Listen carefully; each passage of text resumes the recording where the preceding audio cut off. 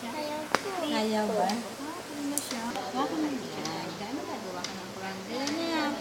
Kung ay nagbibilab yan, nagawa yan sa bahay. Isa pa, last na. Alam mo po na sa damit mo. Teka, huwag mo ibabawakan mo lang. Hawakan mo lang. Para hindi ka... Man na. Diba? Madali lang.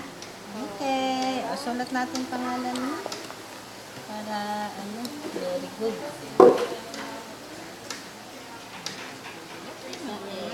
Name. K. A. E. L. K-L. Teka. Susulat natin. Sukat-sukat. Yung iba nga naman, mata niya na wala na. Kaya mo po. Ang daming sinako. Tingin nga. One. Smile. Si Baby Love din.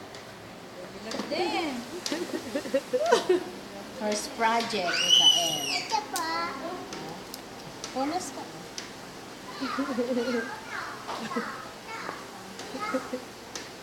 Kayo naman po na sa damit mo.